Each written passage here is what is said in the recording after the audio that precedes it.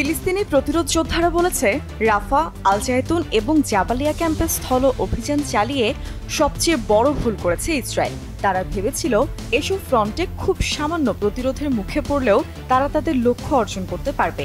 কিন্তু হামাস যোদ্ধারা এসব এলাকায় ইহুদিবাদী সেনাদের মারাত্মক ক্ষয়ক্ষতির মুখে ফেলেছে। 17 মে দিনভর ইসরায়েলি সেনাদের বিরুদ্ধে বেশ কিছু সফল হামলা চালিয়েছে স্বাধীনতাকামীরা। প্রেস টিভির এক প্রতিবেদনে জানানো হয়, এদিন আল কাসাম ব্রিগেডের যোদ্ধারা জাবালিয়া ক্যাম্পের পূর্বে একজন ইসরায়েলি সেনাকে ছুরিকাঘাত করেছে। এছাড়া টিবিজি শেল, আল ইয়াসিন 105 শেল, মর্টার শেল ও বিকেসি মেশিনগান দিয়ে ইসরায়েলি বাহিনীকে হামলা করে। এতে ইহুদিবাদী সেনাদের বেশ ক্ষয়ক্ষতি হয়েছে বলে জানিয়েছে তারা।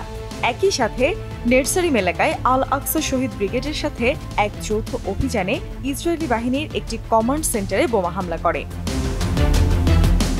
17 মে আল কুদস ব্রিগেডের যোদ্ধারা জাবালিয়া ক্যাম্প ও রাফা ক্রসিং এলাকায় ইসরায়েলি বাহিনীর সাথে ভয়ঙ্কর সংঘর্ষে লিপ্ত হয়। জাবালিয়ার ইসবেত মেলিনের একটি বাড়িতে থাকা ইসরায়েলি বাহিনীকে লক্ষ্য করে টিবিজে শেল ছোড়া হয়। ওই এলাকার অন্যান্য ফ্রন্টে মর্টার শেল দিয়ে ইসরায়েলি সেনা ও তাদের সামরিক যানবাহনে হামলা চালায় ব্রিগেডের যোদ্ধারা। এছাড়া রাফা ক্রসিং এলাকার বিভিন্ন ফ্রন্টে শক্তি প্রতিরোধ চালিয়ে গেছে তারা।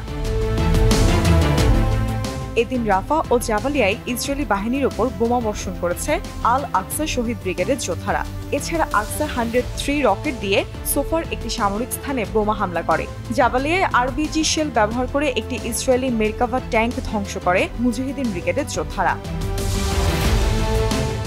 17 মে শহীদ ওমর আল কাসিম বাহিনীর যোদ্ধারাও জাবালিয়ায় ইসরায়েলি বাহিনীর সাথে মারাত্মক সংঘর্ষে লিপ্ত হয়। সেখানে একটি মার্কাভা ট্যাঙ্ক ধ্বংস সহ ব্যাপক ক্ষয়ক্ষতির কথা জানিয়েছে তারা। আল আসিফা বাহিনীর যোদ্ধারাও এই ফ্রন্টে ইসরায়েলি সেনা ও তাদের সামরিক যানবাহনে 60 ক্যালিবার মর্টার শেল দিয়ে বোমা হামলা করে। এদিন আল নাসর সালাহ আল দিন ব্রিগেডের যোদ্ধারাও জাবালিয়া ক্যাম্প এলাকায় ইসরায়েলি সেনাদের অবস্থান লক্ষ্য করে ভারী ক্যালিবার মর্টার শেল নিক্ষেপ করে। 17 মে লেবানন সীমান্তে বেশ কিছু সফল হামলা চালিয়েছে হিজবুল্লাহ। এদিন পূর্ব সেক্টরে দুপুর 2টা থেকে রাত 9:30 পর্যন্ত মোট 7টি হামলা চালায় তারা। প্রথম হামলাটিতে তারা টার্গেট করে সিরিয়ার গোলান মালভূমির ইসরায়েলি বাহিনীর সনোবার ঘাঁটি। সেখানে 50টি কাতিউষা রকেট দিয়ে হামলা চালানো হয়। এরপর পর্যায়ক্রমে আল সাওরা সাইট, বায়াত ব্লিতা সাইট, আল বাগদাদির সাইট, লেবাননের সেবাই জিবদিন সাইট, কাফর সুবার আল সামাক্কা সাইট ও মেতুলা বসতিতে হামলা চালায় গোষ্ঠীটি।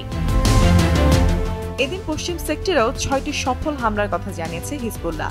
সেখানে তারা ড্রোন, রকেট ও আর্টিলারি শেল দিয়ে হামলা চালায়। হামলাগুলো করা হয় যা টাউনে 411 আর্টিলারি ব্যাটালিয়নের সদর দপ্তর, রাহিব সাইট, জল আলম সাইট, প্রণীত ব্যারাক ও আল মালিকিয়া সাইটে।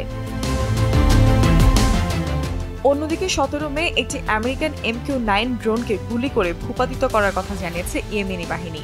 এছাড়া ইলাতে ইসরায়েলের একটি গুরুত্বপূর্ণ সামরিক অবস্থানকে লক্ষ্য করে ড্রোন হামলা চালিয়ে গেছে ইরাকের ইসলামিক প্রতিরোধ গোষ্ঠীরা।